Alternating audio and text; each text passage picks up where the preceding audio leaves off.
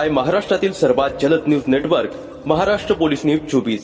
सर्वांना सप्रेम जय जिजाऊ। मित्रांनो, मी अविनाश मोहिते, महानगराध्यक्ष संभाजी ब्रिगेड।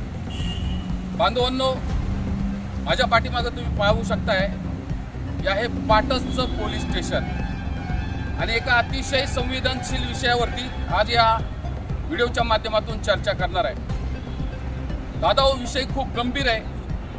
लोकांच्या लक्षात येत नाही की या विषयाला धरून आपण उठाव केला पाहिजे, संघर्ष केला पाहिजे, समोर आलं पाहिजे, बोललं पाहिजे।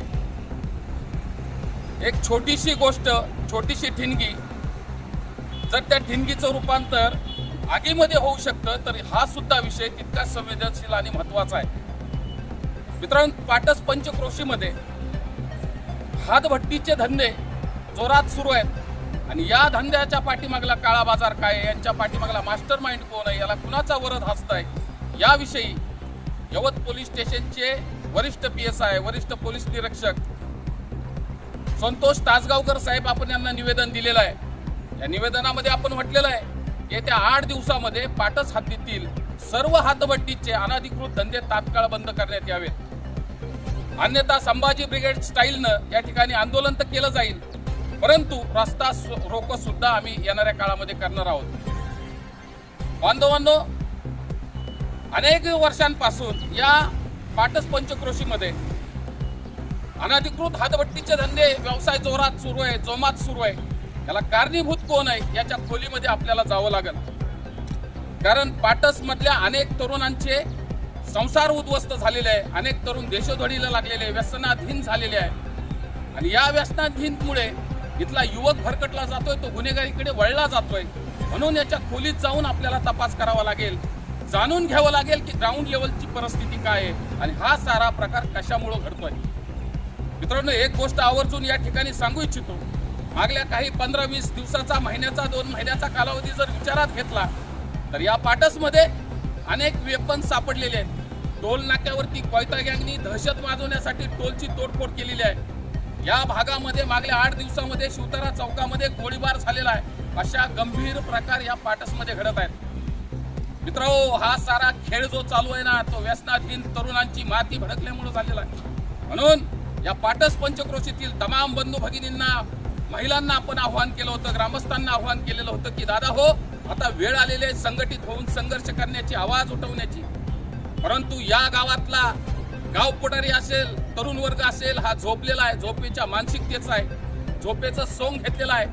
म्हणून यांना खडबडून झोपेतून जागा करण्यासाठी आज या ठिकाणी निवेदन देण्यासाठी आम्ही आलेलो आहे। याच्या पाठीमागला जो कोणी आहे तो समोर आला पाहिजे।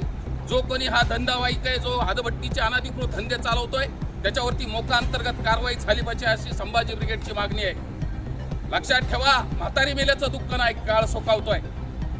अनेक गोष्टी, अनेक घटना या ठिकाणी घडतायत। या घटनेचा तात्पर्य आणि मुळाशी जाऊन काही घटना या ठिकाणी आपल्याला सांगणार आहे। मित्रांनो, व्हिडिओ शेवटपर्यंत पाहिला पाहिजे, विनंती आहे तुम्हाला, कारण तुम्हाला गंभीरतेचा इशारा या ठिकाणी समजला पाहिजे। या गावातील तरुण वर्ग कशा पद्धतीने भरकटतोय, 8वीतील, 9वीतील, 10वीतील, 11वीतील मुलांना टार्गेट केलं जातंय, त्यांना व्यसनाधीन बनवलं जातंय। हे कशामुळे घडतंय? 8वी, 9वी, 10वीतील मुलं व्यसनाकडे कशी वळली जातात, यांना ते केमिकल कशा पद्धतीने उपलब्ध होत आहे, मग ते सुलोचन असेल, मग ते व्हाईटनर असेल, आता ते टाळ्याला लावायची कसली गोळी आली, ते इंजेक्शन छोटंसं आलेलं आहे, त्या इंजेक्शनामध्ये 10-10, 15-15 डोस घेतले जातात। जी डोस घेणारी व्यसनाधीन जी पिढी आहे, ही 100-150 लोकांची, मुलांची टोळी या ठिकाणी सक्रिय झालेली आहे। या मुलांना व्याजाने पैसे देणारी एक टोळी अजून वेगळी झालेली आहे। 1000 दिले की 2000 द्यायचे, 2000 दिले की 4000 द्यायचे। काही मुलांनी फार आत्महत्याचा पाऊल उचललेला आहे, तरी सुद्धा इथं डोळे उघडले जात नाही, आंधळे दळतंय, पुत्रपीठ खातंय, अशी परिस्थिती या पाटसमध्ये झालेली आहे। जोपर्यंत तुमचा हात मोडणार नाही, तुमच्या गळ्यात पडणार नाही, तोपर्यंत तुम्हाला त्याची जाणीव होणार नाही, एवढं लक्षात ठेवा। एक कर्नाटक मधून साऊथचा माणूस या ठिकाणी येतो, व्याजाचे धंदे करतो, 10-20% वाटप करतो, 10-20 लाखाचं वाटप या पाटसमध्ये झालेलं आहे, तरी सुद्धा याची जाणीव गावाला नाही का, पोलीस प्रशासनाला नाही का? मग मुख्याची भूमिका हे पोलीस प्रशासन असेल किंवा गावातला पुढारी असेल, हा का करतोय? बरं, हा पैसा 10 लाखाचा, 20 लाखाचं जे वाटप झालंय, तर त्यांच्याकडे त्या सावकारकीचं लायसन आहे का याची तपासणी व्हायला पाहिजे. ती तपासणी का केली जात नाही? ते लायसन 1.5% आहे, 2% आहे, 3% आहे, ते चौकशी झाली पाहिजे. या व्हिडिओच्या माध्यमातून विनंती आहे प्रशासनाला सुद्धा की ताबडतोब त्या सावकारकीचा बंदोबस्त केला पाहिजे. 20% पैसे वसूल केले जातात, 20% पण हेच पैसे कुठं वापरले जातात हे सुद्धा समजून घ्या. हेच पैसे या मुलांना व्याजाने देण्याचा इथं सुरुवात झालेली आहे. मग यांना पैसा जर उपलब्ध होत असेल आणि मग घरातलं सोनं नाणं काय जे असेल मोलाच्या वस्तू, मोबाईल असतील, हे चोरले जातात, विकले जातात. गाड्या चोरीला जाणं, गाड्यांच्या चोऱ्या करणं, भुरट्या चोऱ्या करणं, शेतकऱ्यांच्या मोटारी चोरणं असला प्रकार सर्रास चालू आहे. म्हणून याच्या खोलात जाऊन जर पाहिलं तर व्यसनाधीनचा यांना पुरवठा कोण करतोय, म्हणून पुरवठादारावरतीच या ठिकाणी आपल्याला फास आवळावे लागतील. म्हणून ग्रामस्थांना विनंती केली होती, दादा हो मोठ्या संख्येनं हजर राहा. अरे हा लढा अविनाश मोहितेचा नाही, एवढं लक्षात ठेवा.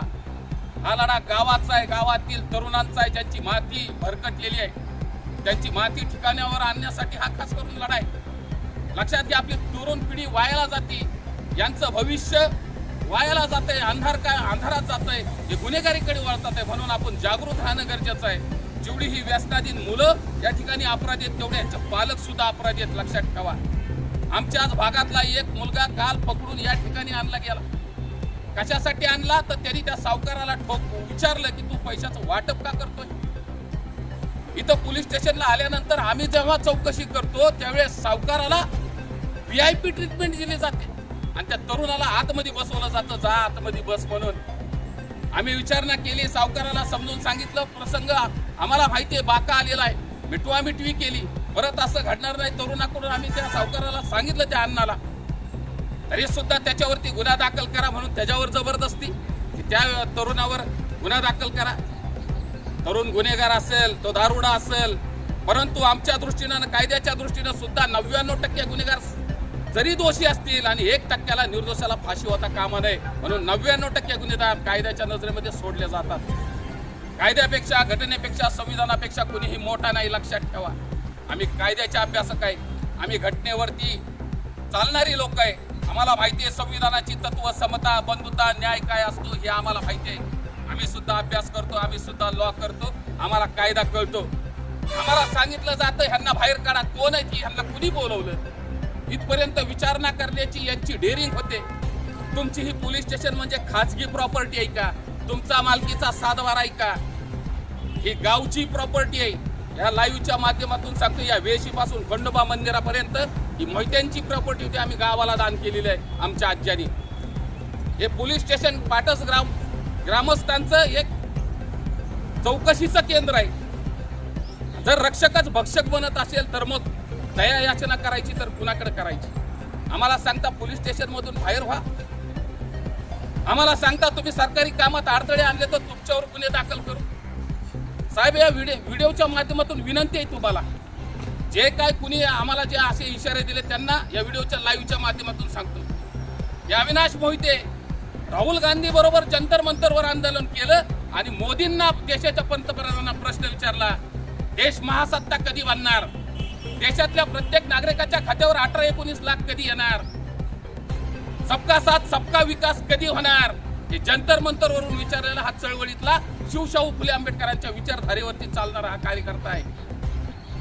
महाराष्ट्राचे सन्माननीय मुख्यमंत्री आणि स्टँडिंगचे आत्ताचे उपमुख्यमंत्री एकनाथजी शिंदे साहेब यांना विधान भवनामध्ये घेराव घातला, प्रश्न विचारला, शेतकऱ्यांनी जेवढ्या आत्महत्या केलेल्या आहेत त्यांची नुकसान भरपाई कधी देणार, दुष्काळग्रस्त शेतकऱ्यांचं कर्ज माफ कधी करणार. हा अविनाश मोहिते हा त्या चळवळीतला कार्यकर्ता आहे. तुम्ही आम्हाला सांगता बाहेर निघा, बाहेर निघा, तुमची चौकशी करू, तुमच्यात इंटरेस्ट घेतला जाईल. आमच्यात इंटरेस्ट काय घेणार? मी अविनाश मोहिते, गुगलला नाव टाका, सगळी माहिती तुम्हाला गुगल माझी सांगत. असंख्य आंदोलनं, हजारो रोजची निवेदनं पुणे शहरामध्ये अविनाश मोहिते देत असतो. हा शिवशाहू फुले आंबेडकर चळवळीतला कार्यकर्ता आहे. आमचा बाप छत्रपती शिवाजी महाराज या महाराष्ट्रातला सातबारा त्याच्या नावावर आहे. डॉक्टर बाबासाहेब आंबेडकरांनी घटना लिहिली, संविधान लिहिलं, त्या विचारांचे आम्ही पाईक आहे. आम्ही रक्ताचे जरी नसलो तरी आम्ही विचारांचे पाईक आहे, लक्षात ठेवा. आम्ही घटनेचा, संविधानाचा अभ्यास करतो. आमची तळमळ आहे की या गावातला तरुण सुशिक्षित झाला पाहिजे, या गावातला तरुण टिकला पाहिजे, या गावातल्या तरुणाचं भविष्य आपल्याला राखावं लागेल. म्हणून एकनाथजी शिंदे साहेबांना ठणकावून विचारलं, ही परिस्थिती बदलणार आहे की नाही. एवढंच नाही तर मागल्याच 15 दिवसामध्ये जिल्ह्याचे जिल्हाधिकारी सन्माननीय डुड्डी साहेब यांची त्यांच्या दालनामधून खुर्ची आणून मी बाहेर ठेवली, बाहेर, आणि दालनाला कुलूप लावलं. जी चळवळीतल्या कार्यकर्त्याची पावर आहे, लक्षात ठेवा. आणि ठणकावून सांगितलं, मेट्रो मध्ये घराची संपादित केली त्या घराची भरपाई देणार आहात की नाही. त्या लोकांना म्हाडामधून घरं मिळवून दिली आणि 15 ते 30 लोकांना तात्काळ नुकसान भरपाई दिली. ही ताकद आमच्या चळवळीची आहे. आणि तुम्ही आम्हाला सांगता इथून चालते आणि बाहेर निघा. हे असलं नाटक आम्ही खपून घेणार नाही. SP पर्यंत जाणार, गेल साहेबांना निवेदन देणार आणि खात्याने याची चौकशी लावणार, एवढं लक्षात ठेवा. या पाटस मध्ये जर पुन्हा एकही धंदा मला चालू दिसला ना, मग लक्षात ठेवा संभाजी ब्रिगेडची गाठ आहे. संभाजी ब्रिगेडचा झटका तुम्हाला अजून माहिती नाही. लाईटचा झटका, संभाजी ब्रिगेडचा फटका बसल्याशिवाय कळत नाही. या गावातली परिस्थिती अशी आहे. एक शेवटचं या ठिकाणी उदाहरण देणार आहे, महत्वाचा विषय. गाव पुढारी असेल किंवा प्रशासन असेल किंवा महाराष्ट्र शासन असेल, यांचं असं झालंय, हम भी नकते तुम भी नकते, हम भी नकते तुम भी नकते, सब नकतों का मेला, जो था नाकवाला वो भी साला दिखला ही इनका ही चेला. हे सगळं चेलाच्या पाट्यांचं राजकारण आहे. परंतु येणाऱ्या काळामध्ये हे खपून घेतलं जाणार नाही, याची चौकशी लावली जाणार. आणि या पाटस मधला नागरिक, कार्यकर्ता, सगळा तरुण वर्ग, ग्रामस्थ जागृत झाला नाही तर लक्षात ठेवा, येणारा काळ तुमच्यासाठी भयंकर असणार आहे. तुमचा तरुण वर्ग, तुमची मुलं, त्यांचं अस्तित्व धोक्यात आल्याशिवाय राहणार नाही. म्हणून सन्माननीय संतोष तासगावकर असतील, आपल्या पोलीस स्टेशनचे कोल्हे PSI असतील आणि महाराष्ट्र आपले पुण्याचे पोलीस अधीक्षक असतील गेल साहेब, यांना सुद्धा निवेदन देणार. आम्ही शांत बसणार नाही. संघर्ष रक्ताच्या शेवटच्या थेंबापर्यंत केला जाईल, एवढं लक्षात ठेवा. एवढा इशारा या ठिकाणी देतो आणि थांबतो. धन्यवाद. जय जिजाऊ. महाराष्ट्र पोलीस न्यूज 24 साठी दौंड प्रतिनिधी नेताजी खराडे.